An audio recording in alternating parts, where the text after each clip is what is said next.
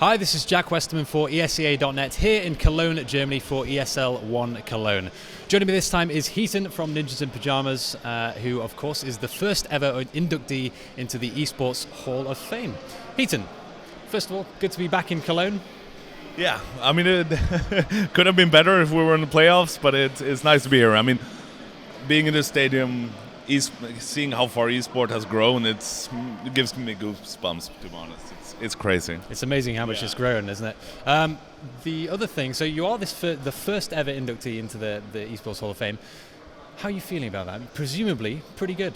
Yeah, I mean, it's a great honor to be recognized for doing something that you love doing your whole life, and it's still what I love the most in the world. So really? It's a great honor, and also I think it's a big step for eSport to have a Hall of Fame, because all the other big sports has it, and eSport is becoming a big sport, and it's going to be around. So it's a landmark for it. Sure, absolutely, and presumably it's quite meaningful to you to have a CounterStrike player be the first, because this is an eSports Hall of Fame. This could be anybody, definitely. But CounterStrike has got the nod first through the gate. Well, as you can see, I mean, CounterStrike, it's probably the most popular game nowadays. Yeah. So I think it's quite natural, actually. That's it. And I think I also see it as long as how can you say, nicest history out of all games. I think it's a quite natural choice, and I'm happy for it. Yeah, absolutely. I mean, 17 years of very good history. Have you got your speech ready for the stage? Yeah, but I think I'm overthinking it so much, so I think I've changed my mind like 5 times about what to say. And just like I told you before, when I played on the stage, I was nervous. There was no problem. But right now, I'm already nervous for tomorrow. It's gonna be an experience. Yeah, this is a stadium full of people, so pressure's really on. Let me ask you a little bit about your career. So you got into CounterStrike, if I'm correct, after an ice hockey injury. What was it about CounterStrike that made it a natural fit for you? Well, actually, in the start, I hated the game and I was horrible.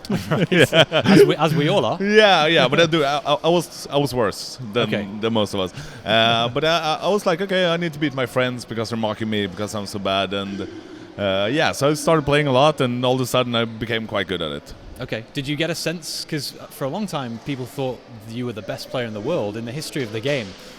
When you were at your prime, did you get that sense yourself? Did you feel like nobody could touch you? Yeah, definitely. I felt, I mean, obviously, some days you feel off and some tournaments you feel off, but in general, you had this feeling like if somebody's coming straight to me and I have a duel with him, I'll win it. Yeah. So and that actually helps a lot, playing, to have this self-confidence. It makes you better than you actually are, if you know what I mean. Yeah. Sure. So it kind of, You have to believe in yourself. Yeah, definitely.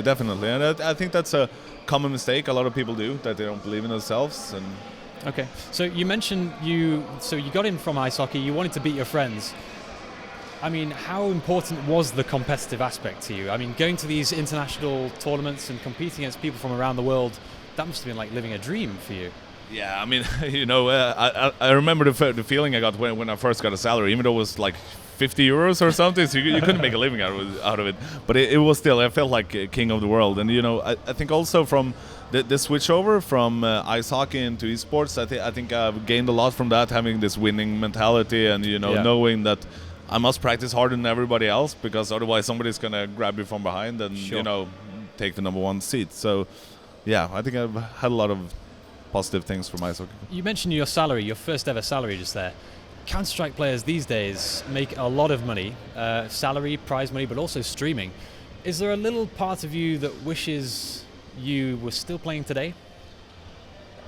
I mean, money-wise, obviously money is money, but I think what I wanted to do the most, if I were to play today, is standing in, playing in this kind of arena. Sure, I mean, I'll play on stage in front of a couple of thousand people, but nothing like this. And I mean, I think this goes for all of the CS pros. I mean, money is very secondary, and when it comes to it, they want to prove that you're the best, and prove for your fans that you're a good team. So that would be nice to play on stage again. Okay, well, back to your career just very briefly. So you guys did prove that you were the best team in the game. As over your career with Ninjas in Pyjamas SK, you won something like 5, 6 CPLs, a World Series of Video Games. Yeah, I think 8 CPLs. 8 CPLs. Yeah. Okay, so if you count the European ones. Okay, we do count the European ones. Perfect. Very important as well. So we're included. That's great. All right. Exactly. Yeah. So, looking back on all these wins, Is there a memory that stands out to you as being a particularly nice highlight? What do you remember the best? I think WCG 2003. We were down versus 3D, the American team, quite a lot. I think we lost. Was max rounds 12 back then, so we lost 10-2 the first half. Okay. With this amazing comeback. On the what map was this? It was Train. Train. Okay. Yeah, so we won 11-1 at CT after, which was amazing, and it was the first time we ever played on a stage just like this. And there was a few thousand people watching. In South Korea, we're playing in the old Olympic Stadium in Seoul, which is kind of the home country for eSports, and winning a tournament there, with such a tight game and everything. I was crazy. It was crazy. Are you still in touch with a lot of these old guys? So your former teammates, your former competitors, even? I mean, Potty is still here. I mean, he's still my best friend. He's here at the moment. Me, him, and Fisker are playing quite a lot of CounterStrike nowadays for fun. Nice. We have Bestland here as well, so they're upstairs watching the games. But somewhat a lot. I play some with Spawn as well, and Sure. Okay, so all the legends are still hanging together. You can't get away from CounterStrike. It's always going to be with you. Do you feel like some of your former teammates have a pretty good case for getting into the Hall of Fame as well? Yeah, I would have to say a lot of them actually have it. Yeah, I would. Frankly, I would have to say Potty, because for me, he was my teacher, and he's, in my opinion, the best player ever in CS. So he would be the natural one. Okay, well, let's talk. I've only got a few more questions before I let you go. Let's talk a little bit about Ninjas in Pyjamas at this tournament. Not so hot. They could have used your help, I think. So these guys have gone out in the group stage. They're no longer legends for the first time ever, I think. That's got to be almost bittersweet. You're getting your reward. You're being honoured on stage, but your team has dropped out. Yeah, I mean, in NIP we're kind of a big family, so we're going out like this, we lose together. But I know I'm gonna feel bad for weeks after this, even though we have this great honor. I will still go home with a sad heart. Yeah. Because it really hurts. But then again, I would say it's a wake-up call, because frankly, I think our shape as a team, with Pit and Threat coming into the team, we're an awesome team at the moment. But I think we kind of had a somewhat lazy approach before this tournament, not boot camping, because we had too many tournaments in a row before that. And we tried it. It was a gamble, and it worked off. So we know what to change. That's something that has changed a lot since your days. I mean, you didn't travel all that often, right? But these guys are literally every single weekend they've got another tournament. Do you think these guys are under a lot more stress these days? Oh yeah, for sure. I mean, just looking at Get Right, I don't think he has been home. I mean, they went home this morning to practice tonight, because they're fed up. But I think I haven't been home in over a month. So, and that kind of, it drags you down mentally, sure. no matter how strong you are and how much of a will you have. So I think actually it's too much tournaments at the moment. Yeah. In general, I think it needs to be more controlled, less tournaments, and hyping the games better, and just not spamming the games out, because it's not fun to watch Fnatic play NIP for the 8th time this month. It makes no sense. Yeah, it devalues the competition a little bit. Definitely. Yeah. Now, you mentioned Ninjas in Pyjamas are a big family.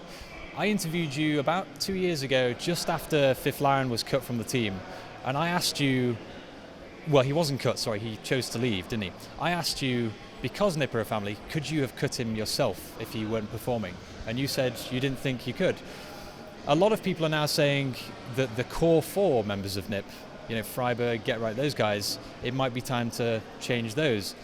Is that something you could bring yourself to do? I think, frankly, I could, if I see that some of them are, how can you say, fed up with the game, don't want to put in hours, and are just there for the money or the fame or whatever, then I could do it. Sure, definitely. Do you get that sense from any of them? None. No. None. Okay, so it's going to be business as usual for Nip for the foreseeable future. Yeah, no changes coming in. Okay. I think, frankly, we're better than ever, but couldn't show it for some weird reason, if you know what I mean. Yeah. So I have really high hopes for the team this year, and I would have to say we will win a major this year. Otherwise, it's a big failure for us. So. Okay.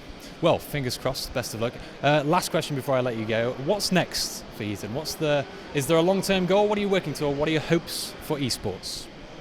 I mean, if we just continue to grow like this, like look at the stadium. It's unbelievable. And if we just continue like this, if you would have told me we were going to have this event 3 years ago, I would have said, screw you. I mean, it wouldn't have made sense. And here we are. So I mean, just continuing this development, and having an AP in the front seat of it, it's living the dream.